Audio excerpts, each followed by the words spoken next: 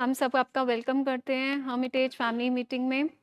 हर week की तरह आप लोगों को साइको एजुकेट करने के लिए, रिकवरी के प्रोसेस को इजी करने के लिए हमेशा कोई ना कोई कॉन्सेप्ट लेके आते हैं और सिंप्लीफाई करके आपको एक्सप्लेन करते हैं, ताकि आप अपनी हीलिंग और अपने लव्ड वन की healing in the process of this journey of recovery में आप उनके साथ उनके पेस पे चल सकें। इसी वीक में हम आपके साथ 2 की कॉन्सेप्ट्स के ऊपर बात करना जा रहे हैं, जो है अनमैनेजेबिलिटी एंड पावरलेसनेस। तो यू माइट बी वंडरिंग कि हर बीमारी में पेशेंट जाता है, उसी का इलाज होता है, बट एडिक्शन एक ऐसी डिजीज़ है जहाँ पे हम each and every family member को कहते हैं कि आप आइए, आप बैठिए, आप इस बीमारी को समझिए, क्योंकि पेशेंट ने ठीक होके कहाँ जाना है? उसी घर में, और वो आया कहाँ से था? उसी एनवायरनमेंट से। सो इसका मतलब कि घर का एनवायरनमेंट, घर के डायनामिक्स, घर की कम्युनिकेशन, हमारे रोल्स, हमारी रिस्पॉन्सिबिलिटीज़, सबको हमें चेक करना पड़ेगा, इन लाइन स्ट्रीमलाइन करना पड़ेगा, ताकि हमारी रिकवरी और हमारे लव्ड वन की रिकवरी पैरेलल इन पेस में रहे। एडिक्शन एक ऐसी बीमारी है जिसको addiction is a family disease कहा जाता है। जब भी घरों में एडिक्शन आती है तो ये सिर्फ और सिर्फ उस इंसान को अफेक्ट नहीं करती जो नशा ले रहा है, ये पूरे के पूरे परिवार को इफेक्ट करती है। परिवार में चाहे 4 लोग हैं, चाहे 5 हैं, चाहे 10 हैं, इसीलिए इसको addiction is a family disease कहा जाता है। और इसको समझने के लिए सबसे इम्पोर्टेंट है ये जो 2 पॉइंट्स मैम ने आपको बताए हैं, आप स्क्रीन पे भी देख रहे हैं।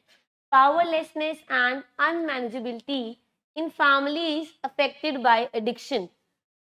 घर के जो फैमिली मेंबर्स हैं, उनकी पावरलेसनेस, बेबसी और उनकी खुद की लाइफ की अनमैनेजेबिलिटी। हमें लगता है कि हम शक्तिहीन हो गए हैं, हम बेबस हो गए हैं इस बीमारी के आगे और हमारी ज़िंदगी अस्त-व्यस्त हो गई। आज हम इसको इन दोनों ब्रॉडर टर्म्स को अच्छे से समझेंगे एंड वी वुड लाइक कि आप अपने इनपुट्स दें, अपने साथ इस चीज़ को रिलेट करें, समझें, क्योंकि जैसे मैम ने कहा अल्टीमेटली आफ्टर 3 मंथ्स आपके लव्ड वन ने घर ही जाना है। आपको घर पे उसको उसके साथ डील करना है। आपको वो सारे के सारे तरीके आने चाहिए, तौर और तरीके आने चाहिए कि आपने कैसे उनको डील करना है। So ji, will normally we start with say this. That हुँ, एडिक्शन में रिपल इफेक्ट होता है। रिपल इफेक्ट का मतलब कि आपने पानी में कंकर फेंका, और पर पानी के उस कंकर में सिर्फ उस एरिया पे खाली वेव्स नहीं बनती, दूर-दूर तक पानी की टर्बुलेंस शुरू हो जाती है। उसी तरह जब बीमारी घर पे आती है तो सिर्फ एक इंसान बीमार नहीं होता, उसकी जो टर्बुलेंस, उसका जो इफ़ेक्ट होता है, हर एक फैमिली मेंबर के ऊपर आपको नज़र आएगा। जैसे हम कहते हैं कि आपने फलों की टोकरी में एक फल खराब होना शुरू हुआ तो कुछ दिन के बाद सारे फल खराब होना शुरू हो जाते हैं। उसी तरह एडिक्शन की बीमारी है। नशा एक इंसान करता है, बीमार एक इंसान होता है, बट जब उसके साथ हम डील करते हैं, बीमारी इतनी कंटेजियस है कि उस फलों की टोकरी की तरह हर फल जैसे डिके रॉट करना शुरू होता है, उसी तरह हम सबकी लाइफ भी बिल्कुल अनमैनेजेबल, मतलब क्योटिक, अनप्रेडिक्टेबल, अनकंट्रोलेबल और डिसफंक्शनल होनी शुरू हो जाती है। मैम ने बहुत प्यारी बात की है।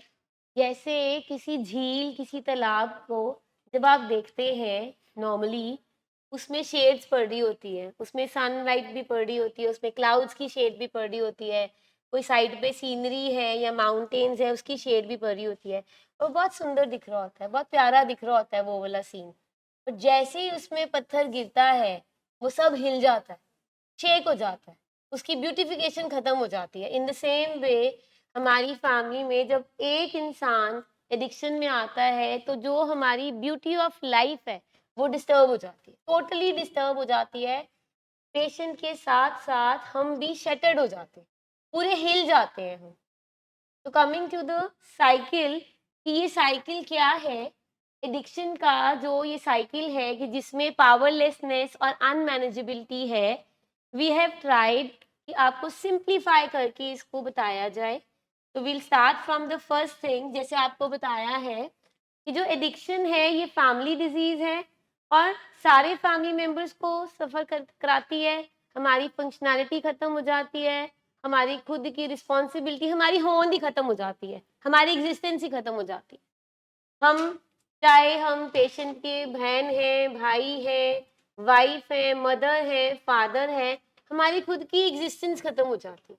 हम खुद इतना सफ़र कर रहे होते हैं, इतने इमोशनल टर्मॉइल से गुजर रहे होते हैं कि हमें ही नहीं पता होता कि हम क्या करें। तो starting with the first one, so the recovery की शुरुआत, चाहे हमारा पेशेंट हो चाहे उसकी फैमिली हो, the core first step is admitting your powerlessness और अपनी अनमैनेजेबिलिटी को एक्नॉलेज करना। जब तक हम अपनी एक्नॉलेज नहीं करेंगे अपनी अनमैनेजेबिलिटी को, the word is unmanageable, life unmanageable होगी। क्या अनमैनेज हो गया? हमारी सोचें अनमैनेजेबल हो गई, हमारे इमोशंस अनमैनेजेबल हो गए, हमारा बिहेवियर अनमैनेजेबल हो गया। सो इन रिलेशन हमारी रूटीन अनमैनेजेबल हो गई। तो अनमैनेजेबल, जब तक हम इस चीज़ को एक्सेप्ट स्वीकार नहीं करेंगे कि हमारी लाइफ अनमैनेजेबल हो गई है इस बीमारी के साथ, पेशेंट जब से हमारे ये एडिक्शन के बीमारी घर पे आई है, तब तक हम रिकवरी को एम्ब्रेस नहीं करेंगे विथ ओपन आर्म्स। और उसी तरह पावरलेसनेस का मतलब it's not a sign of weakness, जहाँ कोई फेलियर की बात कर रहे हैं कि मुझ में पावर नहीं है। पावरलेसनेस का मतलब कि एडिक्शन की बीमारी मेरे कंट्रोल के बियॉन्ड है।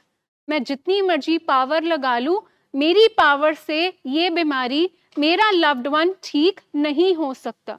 और वो क्यों, मैं इस पे क्यों रिजल्ट पे पहुंची हूँ? क्योंकि पास्ट के जितने मेरे एफर्ट्स थे उनमें मेरे में पावर होती तो मैं अपने लव्ड वन को घर बैठ के ही ठीक कर सकती, मैं इस बीमारी को ठीक कर लेती। जिस तरह एक डायबिटिक पेशेंट को एक प्रोफेशनल, एक मेडिकल हेल्प लेने की ज़रूरत पड़ती है, उसी तरह जब हम एडिक्शन की बात कर रहे हैं यहाँ पे भी, क्योंकि वो भी प्राइमरी क्रॉनिक प्रोग्रेसिव डिजीज़ है, उसी तरह एडिक्शन जब हम कह रहे हैं primary chronic progressive fatal disease है, यहाँ पे भी आपको अपनी पावरलेसनेस को एक्सेप्ट करना होगा। और उससे आज हम इस साइकिल को अंडरस्टैंड करेंगे। The number one is addictive behaviour. जब ये बीमारी घर पे आती है तो हमारे लव्ड वन का, एक उस इंसान जो एडिक्ट है, उसके बिहेवियर में आप चेंजेस देख पाते हैं, जिसके कारण अल्टीमेटली क्राइसिस फैमिली में लीड करता। अब वो एडिक्टिव बिहेवियर्स क्या हैं आपके लव्ड वन में, वो आपने उनके साथ हंडाया है सालों साल, और वो एडिक्टिव बिहेवियर्स होंगे उनका झूठ। क्या झूठ के बिना एडिक्शन पनपती है? क्या सीक्रेट बिहेवियर के बिना एडिक्शन पलेगी, बढ़ेगी? देन मैनिपुलेशन, आप पे ब्लेम कर देना, सिचुएशन पे ब्लेम कर देना, दोस्तों का वास्ता दे देना, मैं थका हुआ था जस्टिफाई कर देना, आज तो बर्थडे थी, आज तो सेलिब्रेशन था, इसलिए रैशनलाइज कर देना। फिर उसके बाद अगर आपने कॉन्फ्रंट किया तो argument, confrontation, erratic behaviour, destructive behaviour, तोड़-फोड़, ये क्या है? Addictive behaviour. जब बीमारी आई, बीमारी के पीछे पीछे क्या आते हैं? Addictive behaviour. उन एडिक्टिव बिहेवियर्स के कारण घर जो फंक्शनल था, वो जो पानी की झील बिल्कुल शांत थी, वो बिल्कुल अब हिल गई। तो इसका मतलब कि ये जो एडिक्टिव बिहेवियर्स आए, उन्होंने घर में क्या करना शुरू कर दिया? उथल पुथल। उन्होंने लाइफ में अनमैनेजेबिलिटी को दस्तक देनी शुरू की। अब जैसे कि हम बात कर रहे हैं, सबसे पहले जो हम एक्सेप्ट ही नहीं करते कि मैं पावरलेस हूँ या मेरी लाइफ अनमैनेजेबल थी, तो हम भी डिनायल में होते हैं। पेशेंट जैसे डिनायल में होता है तो फैमिलीज भी डिनायल में होती है। अच्छा, किस किस फैमिली ने, जब उनको किसी ने बोला था कि आपका बच्चा नशा कर रहा है या करता हुआ देखा गया है, कितनी जल्दी एक्सेप्ट कर लिया था? किस किस ने सेम डे एक्सेप्ट कर लिया था? हम बहुत जल्दी एक्सेप्ट नहीं करते हैं। हमें लगता है कि दूसरा बंदा हमारे बच्चे से जेलसी कर रहा है। वो जानबूझ के हमारे बच्चे का नाम लगा रहा है। वो जानबूझ के कुछ ऐसी क्रिएट कर रहा है, कुछ ऐसी प्रॉब्लम्स कर रहा है, जिसकी वजह से वो नीचा दिखाना चाहता है, तो हम भी डिनायल में होते हैं। और हम ट्राई करते रहते हैं कि हम अपने आप मैनेज कर लेंगे, हम अपने आप कंट्रोल कर लेंगे। हम में से जितने हम यहाँ बैठे हुए हैं, एक क्वेश्चन है आपसे कि अगर आपके बच्चे का कोई भी या आपके लव्ड वन का कोई बिहेवियर ना आता, ना वो झूठ बोलता, ना वो गुस्सा करता, ना वो पैसे चुराता, सिर्फ आराम से अपना काम करता और सो जाता, और आपको लगता कि शायद ये कुछ ना कुछ ले रहा है, शायद ये अल्कोहल ले रहा है या ओपियम ले रहा है या कोई नशा ले रहा है, तो क्या आप यहाँ आते? सबसे पहली चीज़ जो हमें समझनी है, हम यहाँ आज इसलिए बैठे हैं क्योंकि ये एडिक्टिव बिहेवियर्स थे, ये अनमैनेजेबल थे। कुछ ऐसे बॉटम हिट हुए हैं ज़िंदगी में, किसी को केसेस हुए हैं, किसी के एक्सीडेंट्स हुए हैं, किसी की लाइफ में और अनमैनेजेबिलिटीज़ आई हैं। ये एडिक्टिव बिहेवियर है, ये जो हम पहचान पत्र बोलेंगे अपने पेशेंट का, आइडेंटिफाइंग साइन्स बोलेंगे, ये आए हैं। तो फिर क्राइसिस आया है फैमिली में, उस क्राइसिस को मैनेज करने के लिए हम यहाँ आए हैं। जब क्राइसिस आता है उसके बाद धीरे-धीरे हमें पता लगता है yes there is something wrong, कुछ तो है। शायद हमें पहले पता ही नहीं होता कि ये बीमारी है। आप में से बहुत सारे लोग मेरे साथ एग्री करते हैं कि जब पहले आए थे तो बीमारी पता ही नहीं थी। ये तो हम इन कुर्सियों पर बैठ के काउंसलिंग अटेंड कर करके हमें समझ में आया है कि ये बीमारी है। तो जब क्राइसिस आया तब हमें पता लगा कि yes now we have to do something. और जो नेक्स्ट पॉइंट है कि फैमिली जब क्राइसिस आती है तो फैमिली का रिएक्शन क्या होता है, वो क्या करती है फैमिली? जब फैमिली को पता लग जाता है कि ये बिहेवियर आ रहा है, या तो वो इनेबल करते हैं उसको, अपने तरीके से कंट्रोल करने की कोशिश कर रहे होते हैं, और या प्रोवोक करते हैं, गुस्सा करते हैं, या रेस्क्यू करते हैं। जितने लोन्स या जितने पैसे, जितने डेब्ट्स उठाए होते हैं पेशेंट ने, हम वो चुकाते रहते हैं। अच्छा चल कोई बात नहीं, तू टेंशन मत ले, तू बता दे किसके पैसे देने, हम दे देते हैं। इवन कि अगर कोई केसेस में हमारा बच्चा इन्वॉल्व हो रहा है बिकॉज ऑफ एडिक्शन, तो हम वो रफा दफा कर देते हैं, रेस्क्यू करने में लगे हुए हैं, या फिर हम कंट्रोल करने में लगे हुए हैं। हमें लगता है कि इसको बंद करके कमरे में हम कंट्रोल कर लेंगे। हमें ये भी नहीं पता होता कि हमने अचानक से अगर अपने पेशेंट को बंद कर दिया, उसको दौरा पड़ सकता है, उसको विड्रॉल्स में मेजर प्रॉब्लम आ सकती है कोई। बस हमें होता है कि हम कंट्रोल कर लेंगे। एनेबलिंग का अभी पीछे एक न्यूज़ आ रही थी बहुत, निधि मैम आपको एक्सप्लेन करते हैं, थोड़ा ध्यान से सुनेंगे कि एनेबलिंग किस हद तक जा सकती है। एनेबलिंग का मतलब होता है किसी हद तक भी चले जाना, अपने पेशेंट की हर एक बात मानी जानी। हम बोलते हैं एडिक्शन में इनकी बात नहीं माननी, इनकी मर्जी नहीं माननी, क्योंकि इनकी मर्जी बीमार है, हमारे पेशेंट्स की मर्जी बीमार है, इसलिए इनकी मर्जी नहीं मानी। एनेबलिंग किस हद तक हम कर लेते हैं, मैम अभी आपको एक लेटेस्ट न्यूज़ है वो एक्सप्लेन करेंगे। Recently in the first week of August एक केस आया जहाँ पे प्रोवोकिंग, इनेबलिंग मतलब एडिक्टिव जो बिहेवियर्स ऑफ फैमिलीज़ हैं वो दिखने को मिलते हैं। फैमिली कैसे रिएक्ट करती है एडिक्शन को।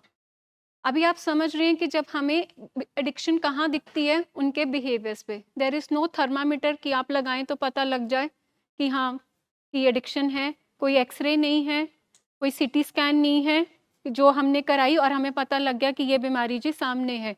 एडिक्शन कहाँ पे दिखती है? आपके लव्ड वन के एडिक्टिव बिहेवियर्स में, कि कुछ तो गड़बड़ है।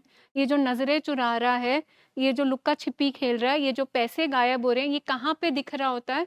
उसके एडिक्टिव बिहेवियर्स में।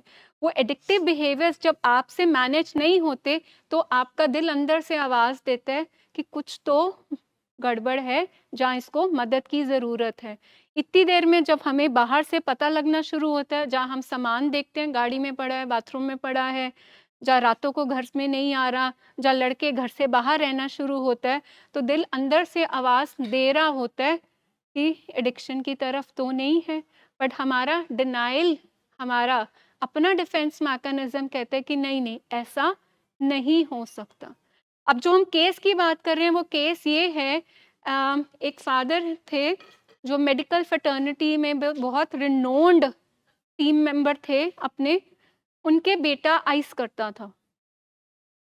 एंड क्योंकि अब सोसाइटी में नाम बहुत था, खुद उनके मेडिकल फ्रेटर्निटी में वो अपना हॉस्पिटल में उनकी काफ़ी चेन्स थी, तो वो अपने बेटे का इलाज इसका मतलब नहीं करा रहे, क्योंकि हम लोग क्या कहते हैं कि घर की बात घर पे ही रहे, इस चार दीवारी से बाहर बात ना जाए।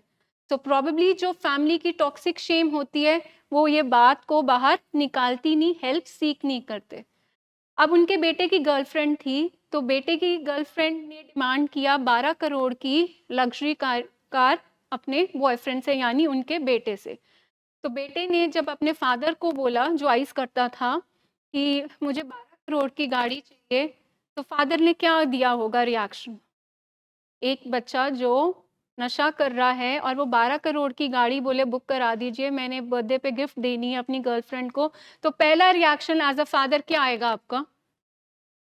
बुरा भला बोलेंगे, क्योंकि तू काम तो कोई करता नहीं। सो दैट मीन्स प्रोवोकिंग खूब हुई होगी उस बच्चे की। आउट ऑफ फ्रस्ट्रेशन उस बच्चे ने 2 करोड़ की सुपारी अपने फादर को मरवाने के लिए खुद दे दी, बाहर से हायर करके, उस जो मर्डर्स हायर किए उन्होंने। उससे पहले एक्चुअली उस बच्चे ने पहले भी फादर के साथ कन्फ्लिक्ट होते थे। अब फादर को पता तो था बच्चा मेरा आइस कर रहा है, कहीं न कहीं एडिक्शन में है।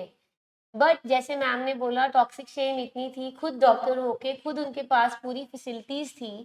दे कुड नॉट टेक हेल्प, अपने हिसाब से मैनेज करने की कोशिश कर रहे थे। तो कुछ महीने पहले भी उसने थोड़े पैसे दिए। 50 लाख में। पहले उसने 50 लाख दिए थे, उसमें उसके फादर का मेजर एक्सीडेंट हो गया था पर वो बच गए थे। इसी तरीके से वो सर्वाइव करे क्योंकि प्रोवोकिंग, एनेबलिंग दोनों चली जा रही थी और कंट्रोलिंग भी चली जा रही थी घर पे। बट जो सेकंड इंसिडेंट हुआ जब उसने गाड़ी की डिमांड की, उस टाइम पे उसने ज़्यादा पैसे अरेंज करके, क्योंकि पापा के पैसे थे, तो अरेंज कर ही लिए, पैसे खूब थे। जो एक 12 करोड़ की गाड़ी माँग सकता है, उसके लिए कुछ पैसे अरेंज करना तो मुश्किल नहीं था। उसने फिर सुपारी दे दी उनको मर्डर कराने की। और देखिए पहले हुई प्रोवोकिंग और उसके बाद फादर ने इनेबलिंग कैसे की, कार भी बुक करा दी और अपने वाइफ को बोला, यानी पेशेंट उनके बेटे की मदर को बोला, अपने वाइफ को बोला कि इसका बर्थडे आ रहा है तो उसको मैं ये सरप्राइज गिफ्ट दूंगा। बट बेटे को नहीं पता था, उससे पहले ये इंसिडेंट हो गया। तो वो जैसे ही वहाँ से निकले, इकट्ठे थे, बेटा साथ में ही था, एंड ऑन द स्पॉट जैसे ही फादर गाड़ी में बैठने लगे, he was shot dead by those murderers.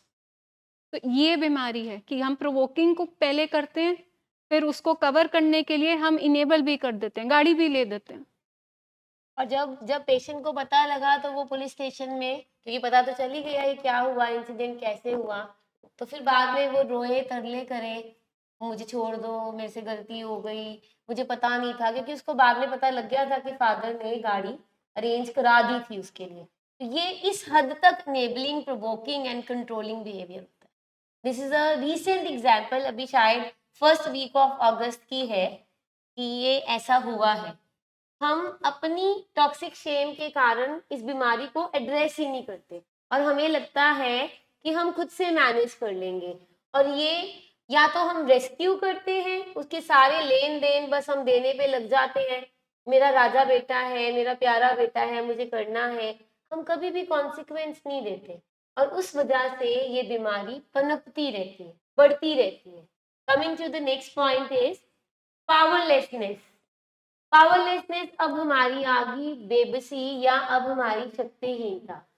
सब कुछ करके देख लिया हमने ना, यहाँ तक सुना है हमारे कुछ पेशेंट्स की फैमिलीज बाउंसर भी रखते हैं घर पे। वो बाउंसर्स बुला के रखते हैं, गार्ड्स रखते हैं, इन्हें जान नहीं देना किधर, ए कोठी जो बाहर नहीं निकलना चाहिए। हम कंट्रोल हर तरह से कंट्रोल करके देख ले। हम कई बार उसको पैसे देके कंट्रोल करने की कोशिश करते हैं, हम उसको लालच देते हैं तुम्हें नई गाड़ी ले देंगे, अच्छा जेड़ी कुड़ी नाल तू कहना है ब्याह करा दांगे, अच्छा चल तेनू बाहर भेज दांगे, हम सब कुछ करके देख लेते हैं। पर हमारी सारी की सारी जो ट्रायल्स होती हैं वो इन वेन जाती हैं उसकी वजह से। फिर हम फ्रस्ट्रेट होते हैं, हमारे अंदर होपलेसनेस, हेल्पलेसनेस आती है, बेबसी आ जाती है, और उस बेबसी की वजह से बीइंग फैमिली मेंबर हम खुद बहुत ज़्यादा स्ट्रेस्ड हो जाते हैं। हमारी एंजाइटी, हमारा स्ट्रेस, हमारा डिप्रेशन बढ़ता जाता है। इतनी बेबसी हो जाती है कि हमारी स्ट्रेस, एंजाइटी, डिप्रेशन बढ़ता जाता है। ये हमारा पावरलेसनेस, कि मैंने सब कुछ करके देख लिया तो कुछ भी नहीं बना। तो पावरलेसनेस मतलब मेरे पास पावर नहीं है, वो पावर नहीं है मतलब मैंने प्यार से समझा के देख लिया, वो रुका। मैंने वास्ता डाल के देखा, वो रुका। मैंने कसम डाल के देखी, वो रुका। मैंने गाड़ी, लैपटॉप, कोई ट्रिप, कोई बिज़नेस कर दिया, क्या वो रुका? दूसरे एंड पे प्रोवोकिंग करना, डांट-डपट, गाली-गलौज, बेइज़्ज़ती प्रोग्राम, रिश्तेदारों को बुला के दबाव, चाबियाँ उठा लेना, कार्ड ले लेना, क्या वो रुका? क्या आपकी पावर उसको रोक पाई? देन उसके बाद कंट्रोल, कभी जीपीएस लगा देना, कभी ट्रैकर लगा देना, कभी ताले बंद कर देना। यहाँ तक कि हमारे पेशेंट्स बताते हैं उनके पेरेंट्स ने उनको संगले बांध के रखा हुआ था ताकि वो घर से भी ना जाए। ऊपर वाले पोजीशन में बंद करके रखा हुआ था कि चाबी नीचे गेट की उनके पास होती थी कि ये नीचे जाए तो हमें पता लग जाए। क्या ये सारे तरीकों से और जो भी आपने घर पे किए हैं, प्यार, गुस्सा, कंट्रोल, रेस्क्यू, बार दस्तक देता है, वो आता जी ਤੁਹਾਡੇ ਮੁੰਡੇ ਨੇ 20,000 30,000 ਸਾਡੇ ਕੋਲੋਂ ਪੈਸੇ ਲਿੱਤੇ ਹੈ, ਅਸੀਂ ਆਪਣੀ ਇੱਜ਼ਤ ਵਾਸਤੇ ਉਹ ਮੁਕਾ ਦਿੰਨੇ ਆ। ਇਹ ਸਾਰਾ ਕੁਝ ਅਸੀਂ ਕੀਤਾ ਕੀ ਉਹਦੇ ਨਾਲ ਐਡਿਕਸ਼ਨ ਠੀਕ ਹੋਈ? So do we accept our powerlessness ਕਿ ਅਸੀਂ ਮੰਨਦੇ ਹਾਂ ਕਿ ਸਾਡੇ ਕੋਲ ਪਾਵਰ ਨਹੀਂ ਹੈਗੀ ਕਿ ਅਸੀਂ ਇਸ ਬਿਮਾਰੀ ਨੂੰ ਆਪਣੇ ਤਰੀਕੇ ਨਾਲ ਠੀਕ ਕਰ ਸਕੀਏ? आप सब एग्री करते हैं इस पॉइंट से कि हम बेबस थे, हमने सब कुछ करके देख लिया, but we were powerless against this deadly disease. We must, this is a deadly disease.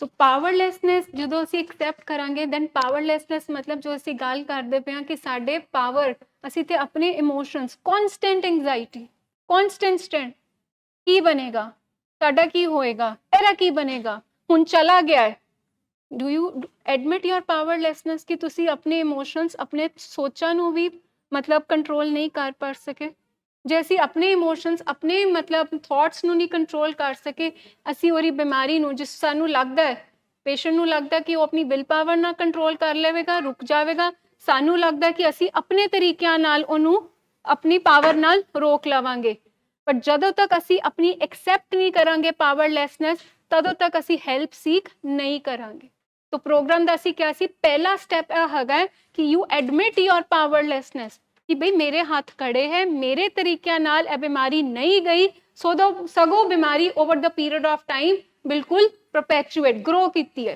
वधी है जदों तक ए रियलाइजेशन नहीं आई तुसी मेडिकल टीम दी तुसी ट्रीटमेंट प्लान नू कदे भी उन्नी इंपॉर्टेंस नहीं देवोगे क्योंकि तुहानू लगेगा कि हले भी गुंजाइश हैगी है हले भी मैं फलाना तरीका कर सकती हाँ और नाल ठीक हो जाएगा पावरलैसनेस मतलब बिल्कुल तुहाडे अंदर पावर नहीं हैगी शक्तिहीन हो किथे बीमारी अगे नॉट रिकवरी प्लीज एनू समझो powerlessness towards disease not powerlessness towards recovery मतलब ए चीज नू अंडरस्टैंड करांगे ते असी अगे वधांगे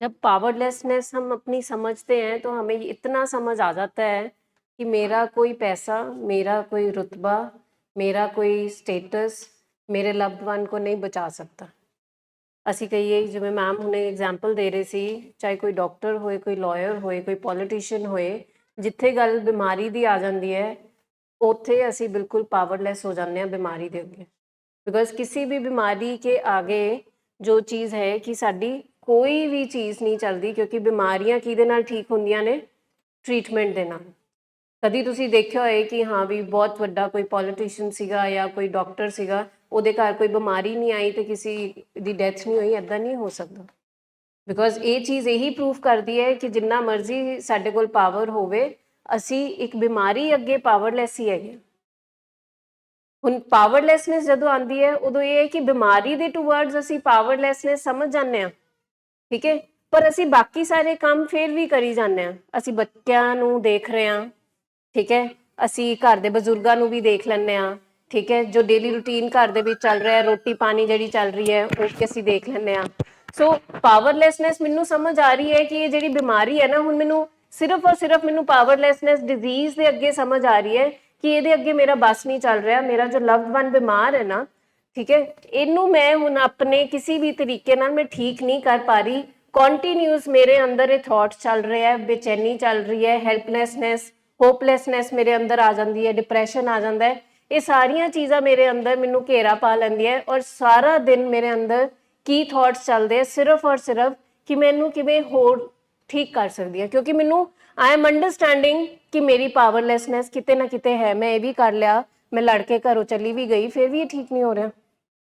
ਮੈਂ ਬੱਚੇ ਦਾ ਵੀ ਵਾਸਤਾ ਦੇਤਾ, ਮੈਂ ਸੌਂ ਵੀ ਚੁਕਾਤੀਆਂ, ਫਿਰ ਵੀ ਇਹ ਠੀਕ ਨਹੀਂ ਹੋ ਰਿਹਾ।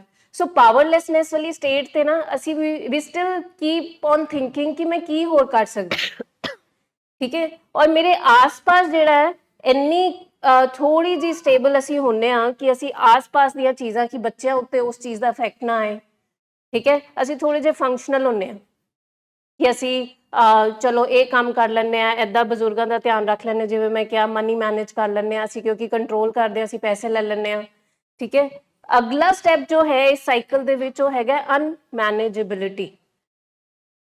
ਅਨਮੈਨੇਜੇਬਿਲਿਟੀ, ਜੇ ਪਾਵਰਲੈਸ ਅਸੀਂ ਹੋ ਗਏ ਆ, ਮੇਰੇ ਹੱਥ ਖੜੇ ਹੋ ਗਏ ਆ ਬਿਮਾਰੀ ਦੇ, ਹੁਣ ਅਨਮੈਨੇਜੇਬਿਲਿਟੀ ਦੇ ਵਿੱਚ ਕੀ ਹੋ ਰਿਹਾ ਹੈ ਕਿ ਮੈਂ ਕੋਈ ਵੀ ਚੀਜ਼ ਦੇ ਉੱਤੇ ਉਸ ਚੀਜ਼ ਨੂੰ ਠੀਕ ਨਹੀਂ ਕਰ ਪਾ ਰਹੀ, ਕਾਬੂ 'ਚ ਨਹੀਂ ਕਰ ਪਾ ਰਹੀ। ਹੁਣ ਘਰ ਦੀ ਲੜਾਈ ਜਿਹੜੀ ਹੋ ਰਹੀ ਹੈ ਨਾ, ਉਹ ਮੇਰੇ ਵਾਸਤੇ ਹੁਣ ਨਹੀਂ ਹੋ ਰਹਿ ਗਈ। ਹੁਣ ਜਿਹੜਾ ਮੈਂ ਪਹਿਲੇ ਲੁਕੋ ਲੈਂਦੀ ਸੀ, ਹੁਣ ਮੇਰੇ ਤੋਂ ਲੁਕੋਇਆ ਹੀ ਨਹੀਂ ਜਾ ਰਿਹਾ। ਜਦੋਂ ਘਰ 'ਚ ਇੰਨੀ ਉੱਚੀ ਉੱਚੀ ਆਵਾਜ਼ਾਂ ਚੱਲ ਰਹੀਆਂ ਹੈ, ਨੇਬਰਸ, ਆਂਢ ਗੁਆਂਢ ਸਭ ਨੂੰ ਨਜ਼ਰ ਆ ਰਿਹਾ ਹੈ, ਜਦੋਂ ਗੱਡੀ ਮਾਰ ਕੇ ਬਾਹਰੋਂ ਆ ਰਿਹਾ ਹੈ, ਹੁਣ ਇੰਨੀ ਅਨਮੈਨੇਜੇਬਿਲਿਟੀ ਆ ਰਹੀ ਹੈ ਕਿ ਮੈਂ ਆਪਣੀ ਸਾਰੀ ਬਾਹ ਲਗਾਤੀ ਹੈ, ਪਰ ਮੇਰੇ ਤੋਂ ਬਿਮਾਰੀ ਦੇ ਜਿਹੜੇ ਖਿਲਾਰੇ ਹੈ ਨਾ, ਉਹ ਨਹੀਂ ਸਾਂਭੇ ਜਾ ਰਹੇ।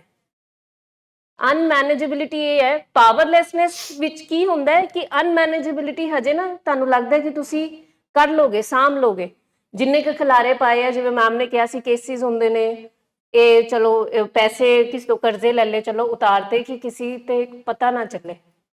ਅਨਮੈਨੇਜੇਬਿਲਿਟੀ ਕੀ ਹੈ ਕਿ ਹੁਣ ਤੁਹਾਡਾ ਕਿਸੇ ਵੀ ਚੀਜ਼ ਤੇ ਵਸ ਨਹੀਂ ਚੱਲ ਰਿਹਾ।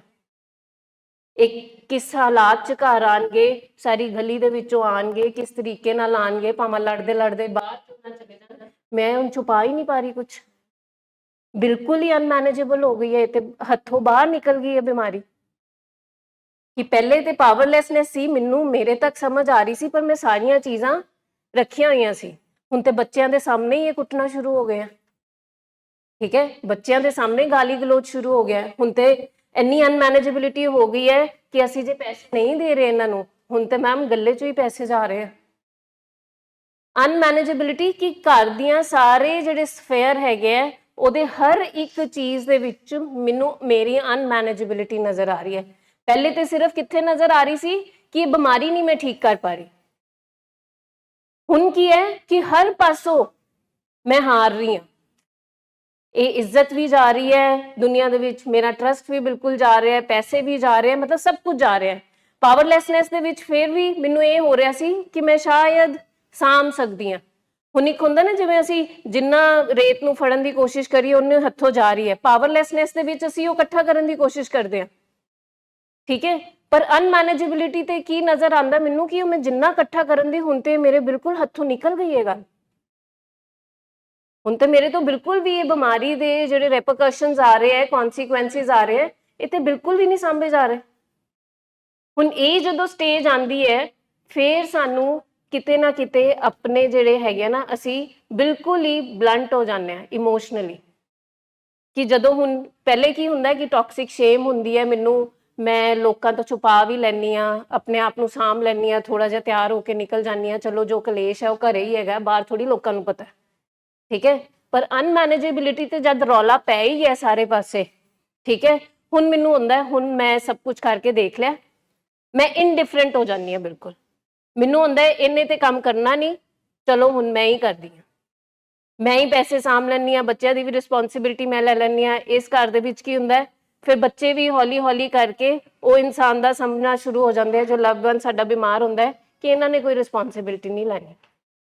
ਬੱਚੇ ਵੀ ਉਹਨਾਂ ਘਰਾਂ ਦੇ ਵਿੱਚ ਜਲਦੀ ਵੱਡੇ ਹੋ ਜਾਂਦੇ ਆ, ਉਹ ਆਪਣੀ ਮਾਂ ਨੂੰ ਸਾਂਭਣ ਲੱਗ ਜਾਣਗੇ, ਦਾਦੀ ਦਾਦੂ ਨੂੰ ਸਾਂਭਣ ਲੱਗ ਜਾਣਗੇ ਕਿ ਸਾਡੇ ਜਿਹੜੇ ਸ਼ਾਇਦ ਡੈਡੀ ਹੈ ਜਾਂ ਬ੍ਰਦਰ ਹੈ, ਇਹਨੇ ਤਾਂ ਰਿਸਪੌਂਸਿਬਿਲਿਟੀ ਚੁੱਕਣੀ ਨਹੀਂ, ਕਿਉਂਕਿ ਅਨਮੈਨੇਜੇਬਿਲਿਟੀ ਆ ਗਈ ਨਾ।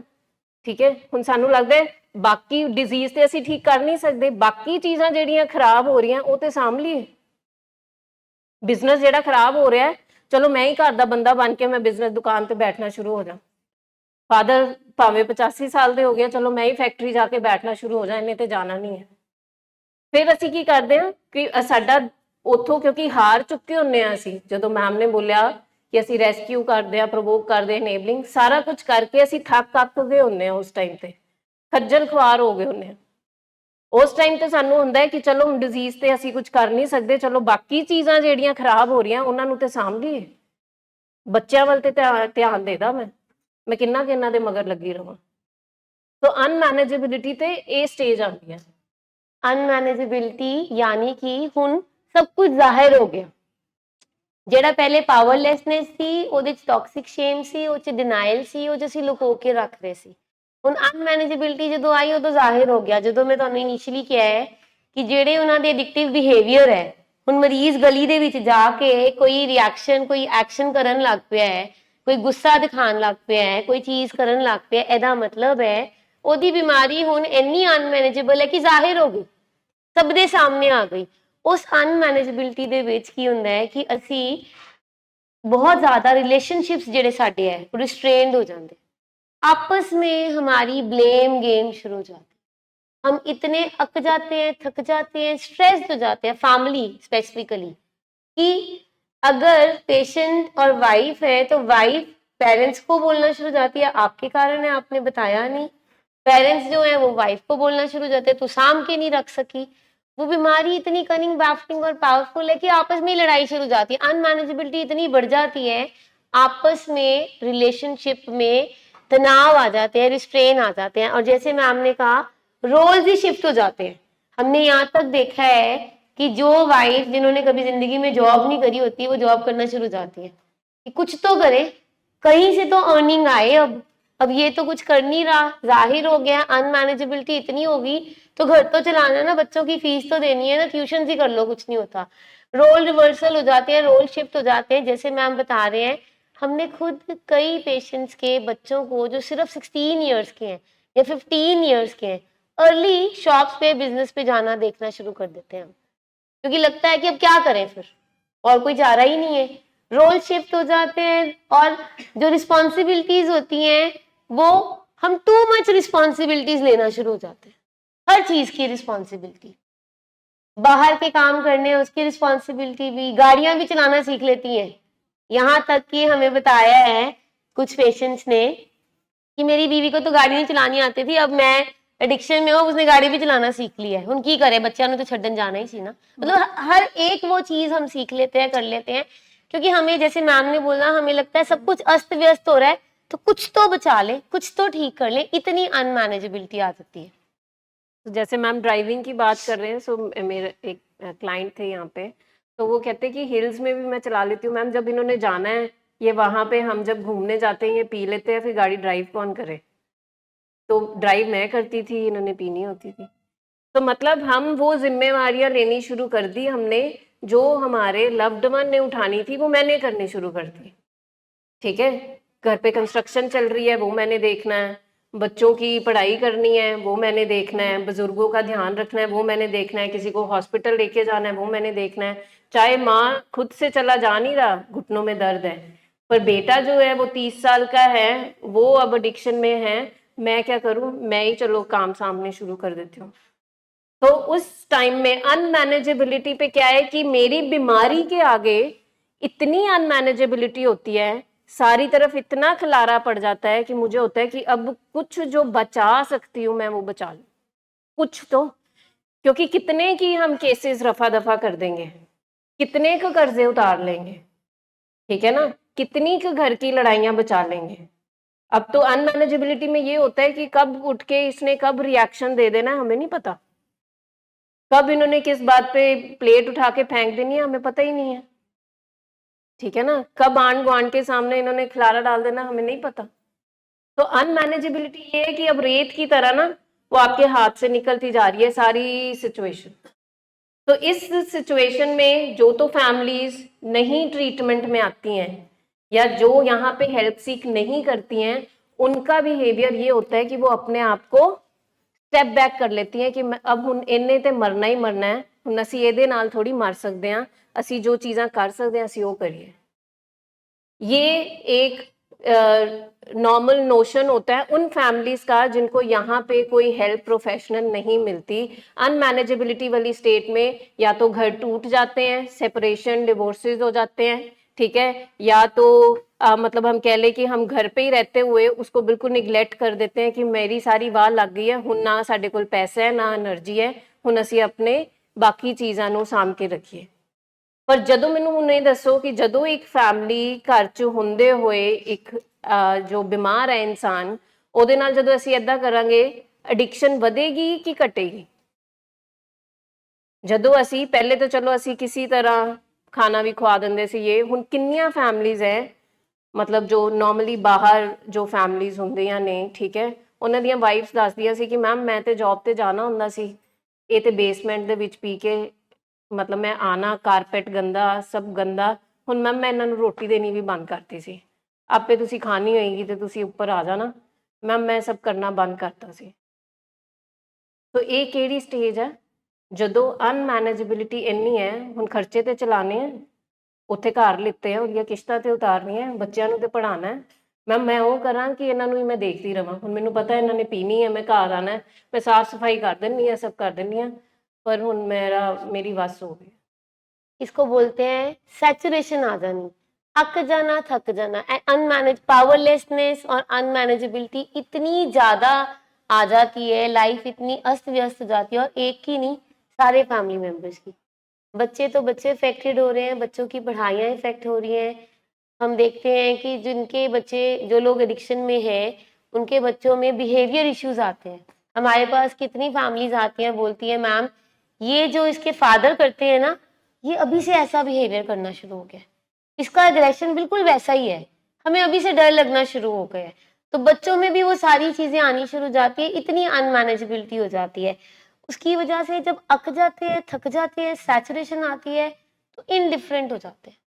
Very very sorry to say, but we have heard from mouth of so many patients family, हुण मरदा मरे, जो करदा करे, असीं कुछ नहीं कर सकते, साडी बस हो गई है, बड़ा करके देख लिया, बथेरा करके देख लिया, प्यार नाल भी कर लिया, गुस्से नाल भी कर लिया, बहुत कुछ करके देख लिया, हुण साडी बस। वो जिहड़ी बस है ना, वो जो बस कह देते हैं, और इतनी अनमैनेजेबिलिटी है, वो रैपिड इंक्रीज इन एडिक्शन हो जाती है, फिर और बढ़ जाता है। कई बार हमें लगता है, जैसे कहते हैं बीवियां छोड़ के चले जाती हैं, डाइवोर्सेस हो जाती हैं, फैमिलीज जो है सारे कन्फ्लिक्ट इतने बढ़ जाते हैं कि फैमिली सेपरेशन हो जाती है। हमने यहाँ तक भी देखा है कि पेरेंट्स अलग घर ले देते हैं, कि अलग घर ले दिया, हम इधर रह रहे हैं, संभो आपे, करो आपे, जो करना करो, देखो आपे। ये सारे शायद अपने तरीके होते हैं मैनेज करने के, पर वो मैनेज नहीं हो रहा होता, उससे रादर प्रॉब्लम और इंक्रीज हो रही होती है, इतनी इंक्रीज होती रहती है कि हम इस विशियस साइकिल में फंसे रहते हैं। तो ये जो पहला स्टेप है कि मैं बेबस हूं इस बीमारी के आगे, और हमारी लाइफ अनमैनेजेबल है, इस चीज को पहले ग्रेसफुली एक्सेप्ट करना बहुत जरूरी है।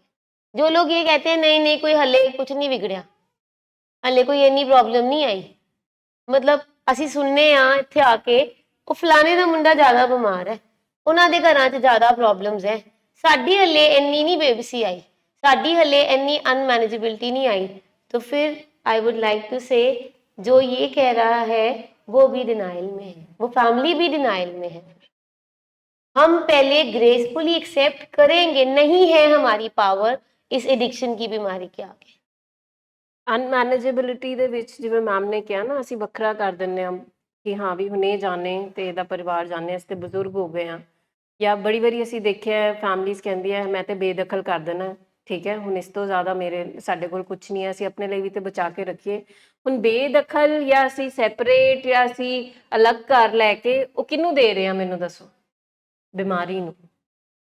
ਅਸੀਂ ਜੋ ਬੇਦਖਲ ਕਰ ਰਹੇ ਨਾ ਉਹ ਬਿਮਾਰੀ ਨੂੰ ਕਰ ਰਹੇ ਹਾਂ ਕਿ ਹੁਣ ਮੈਂ ਦਖਲ ਨਹੀਂ ਦੇਣਾ, पर बीमारी की मंगती है कि दखल दो, रौला पाओ पर ट्रीटमेंट वास्ते पाओ, ठीक है ना। असी जो सारिया चीज़ां ये करते हैं कि असी वो जिहड़ी एडिक्शन है ना उन्होंने स्पेस देती। हुण एडिक्शन की चाहती है ਨਸ਼ਾ ਕੀ ਚਾਹੁੰਦਾ ਹੈ? ਮੈਨੂੰ ਤੇ ਕੋਈ ਬੁਲਾਏ ਨਾ, ਮੈਨੂੰ ਵੱਖਰਾ।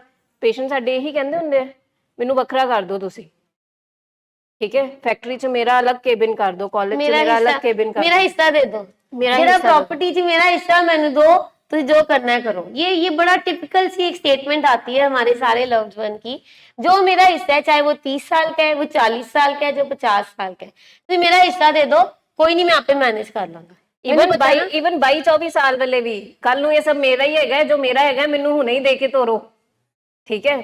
ਸੋ ਗੱਲ ਇਹ ਹੈਗੀ ਹੈ ਕਿ ਆਪਾਂ ਜਦੋਂ ਉਹਨਾਂ ਨੂੰ ਸੈਪਰੇਟ ਕਰ ਰਹੇ ਹਾਂ, ਅਸੀਂ ਉਹਨਾਂ ਨੂੰ ਅਲੂਫ ਕਰ ਰਹੇ ਹਾਂ, ਸੋ ਆਪਾਂ ਕੀ ਕਰ ਰਹੇ ਹਾਂ, ਅਸੀਂ ਕਿਹਨੂੰ ਜਗ੍ਹਾ ਦੇ ਰਹੇ ਹਾਂ? ਨਸ਼ੇ ਨੂੰ ਜਗ੍ਹਾ ਦੇ ਰਹੇ ਹਾਂ, ਬਿਮਾਰੀ ਨੂੰ ਜਗ੍ਹਾ ਦੇ ਰਹੇ ਹਾਂ ਵੱਧਣ ਫੁੱਲਣ ਲਈ।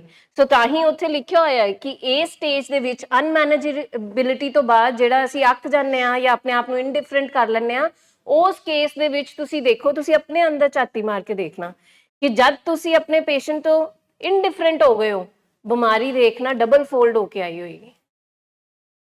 ਜਿੰਨਾ ਕੁ ਤੁਸੀਂ ਪਹਿਲੇ ਧਿਆਨ ਰੱਖ ਲੈਂਦੇ ਸੀ, ਤੁਸੀਂ ਜਦ ਛੱਡ ਦਿੱਤਾ, ਬਿਮਾਰੀ ਹੋਰ ਆਈ ਹੋਏਗੀ।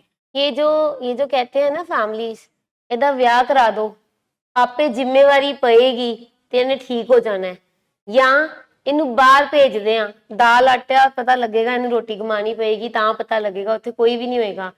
ये हमने रिस्पॉन्सिबिलिटी डाली नहीं है, हम रिस्पॉन्सिबिलिटी अपनी निगलेक्ट कर रहे हैं। हम कह रहे हैं out of sight out of mind, हमारी नजरों से दूर होएगा, आप पे ठीक हो जाएगा। ये गलत है, हमने बहुत ज्यादा शय दे दी है फिर बीमारी को। ये बिल्कुल रॉन्ग हमारा बिलीफ है कि शादी कर देना, बिजनेस अलग कर देना, घर अलग कर देना, बाहर भेज देना, रिस्पॉन्सिबिलिटी डालेंगे तो इसको शायद अक्ल आ जाएगी और ये ठीक हो जाएगा। हमारी मति तो खराब हुई है इसमें। एडिक्शन की बीमारी में हमारा ह्यूमन ब्रेन, हमारा प्री फ्रंटल कॉर्टेक्स तो काम ही नहीं कर रहा। हमारा जो है एनिमल ब्रेन, हमारा चिंप ब्रेन इतना हावी हुआ है, और वो कहीं ना कहीं हमारा जो लव्ड वन है वो सिचुएशंस ऐसी क्रिएट कर देता है, वो ऐसी ऐसी सिचुएशंस क्रिएट करता है फैमिली में कि वाकई इन चीज़ों की नौबतें आ जाती हैं, सेपरेशन की, घर अलग करने की, प्रॉपर्टी अलग करने की, हर एक तरीके से। ये जो बीमारी है कनिंग, बैफलिंग एंड पावरफुल है कि अपनी पावर दिखाती है और हमारी बेबसी है। तो यहाँ पे हम समझे कि है ये इतनी पावरफुल कि कैसे चकमा देगी हमें खुद नहीं पता लगेगा। और बार बार हम आपको समझाते हैं दूसरी बीमारियों का रेफरेंस देके, क्योंकि हमें अभी भी लगता है कि ये बीमारी ना हमें इतनी जानलेवा, खतरनाक, पावरफुल नहीं लगती। तो किसी बीमारी में अगर हमारे घर में कोई इंसान बहुत गंभीर या कह लो कि बहुत सीरियस सिचुएशन है किसी और बीमारी के कारण, और जो मैं तरीके अपना रही हूँ अपने लव्ड वन को ठीक करने के, वो काम नहीं आ रहे, तो क्या मैं इनडिफरेंट हो जाऊंगी? हम क्या करते हैं दूसरी बीमारी में? हाथ पल्ला मारते हैं जी, अमृतसर नहीं जलंधर, डीएमसी चल जाओ, पीजीआई चल जाओ, मैक्स कर लो, ठीक है, एयरलिफ्ट करा के ਅਸੀਂ ਉੱਥੇ ਲੈ ਜਾਂਦੇ ਹਾਂ, ਅਸੀਂ ਬੈਂਗਲੌਰ ਲੈ ਜਾਂਦੇ ਹਾਂ। ਆਪਾਂ ਕਿੰਨਾ ਹੱਥ ਪੱਲਾ ਮਾਰਦੇ ਹਾਂ ਜਦੋਂ ਅਨਮੈਨੇਜੇਬਿਲਿਟੀ ਹੋਰ ਪ੍ਰੋਬਲਮਸ ਆਉਂਦੀ ਹੈ। ਪਰ ਇਸ ਬਿਮਾਰੀ 'ਚ ਜਦੋਂ ਅਨਮੈਨੇਜੇਬਿਲਿਟੀ ਆਉਂਦੀ ਹੈ, ਅਸੀਂ ਕਹਿੰਦੇ ਹਾਂ बस इस तो ज्यादा मैं होड़ नहीं कर सकती। जब कैंसर की बीमारियां आती है तब कहते हैं ओए होए होए होए कैंसर हो गया, है कि बन गया। तब कहते हैं ते हुण बेबसी बहुत है कैंसर की बीमारी के विच। कैंसर की बीमारी में हम यहाँ तक सोच लेते हैं, तो ये हमारी एडिक्शन की बीमारी इज इक्विवेलेंट टू दैट। जैसे एडिक्शन की बीमारी is chronic progressive disease, primary chronic progressive and fatal if untreated. Cancer भी तो वही है, क्रॉनिक है, प्राइमरी है, क्रॉनिक है, प्रोग्रेसिव है, फेटल है, फिर अनट्रीटेड रह जाता है। पर उसमें हम प्यार भी करते हैं, उसमें हम टाइम भी देते हैं, उसमें हम अकते थकते भी नहीं। उसमें हम कहते हैं नहीं नहीं इसको मेरी जरूरत है, मुझे इसके पास रुकना है, करना है, लास्ट तक ट्राई करना है। The way ma'am is saying, हम खाली हो जाते हैं। कैंसर किसी की लाइफ में आता है, लैक्स क्या करोड़ रुपीस भी चले जाते हैं, तब भी हम उफ नहीं करते। लेकिन एक एडिक्शन ऐसी बीमारी है जहाँ पे खर्चा हो रहा है तब भी हमें दुख हो रहा है, तब भी हम कुछ ना कुछ सुनाते रहते हैं, करते रहते हैं हम, और कुछ नहीं तो पेशेंट को ही सुना देते हैं, तेन पता कितने पैसे लग गए तेरे ते, तू हले भी नहीं ठीक होंदा, तेन हले भी नहीं अकल आंदी। वी नीड टू अंडरस्टैंड कि इस अनमैनेजेबिलिटी को हम कैसे ठीक करेंगे। वी वुड लाइक कि जितनी बात हुई है इसमें कोई आपको समझ नहीं आया या आपकी तरफ से कोई भी सवाल है ताकि हम उसको एड्रेस कर सके। नेक्स्ट सैटरडे हम आपको इसका सोल्यूशन बताएंगे। ये जो आज हमने साइकिल ऑफ पावरलेसनेस एंड अनमैनेजेबिलिटी बताई है। नेक्स्ट सेशन में हम इसका सोल्यूशन बताएंगे कि क्या करना है। बट अभी के लिए किसी का कोई क्वेश्चन? किसी का कोई सवाल, कोई किसी की शेयरिंग, किसी को आज कोई नई बात समझ में आई हो, किसी ने अपने साथ कोई चीज एक रिलेट की हो कि अपनी हाँ अनमैनेजेबिलिटी हमें दिखी हो, अपना कोई आप एग्जाम्पल देना चाहते हो कि मैम यहाँ पे मैं पावरलेस थी पर एंड टाइम पर यहाँ आने से पहले बिल्कुल अनमैनेजेबल हो गई थी, मतलब सब कुछ हाथ से बाहर जा रहा था। हमारे पास कुछ ऐसी फैमिलीज भी हैं जिनके पेशेंट सिर्फ एडिक्शन में नहीं, दूसरे साइकोलॉजिकल डिसऑर्डर्स में भी हैं। तो आपको बता दें, दूसरी साइकाट्रिक इलनेसेस में भी ऐसे ही होता है। हमारी पावरलेसनेस होती है, हमारी अनमैनेजेबिलिटी होती है, हम सब कुछ करके थक गए होते हैं। हम बाबों के पास भी जाते हैं, मंदिर गुरुद्वारों में भी जाते हैं, पंडितों के पास भी जाते हैं, हम सब कुछ करके हार जाते हैं, पर फिर अल्टीमेटली हमें लगता है कि नहीं, देयर इज समथिंग रॉन्ग।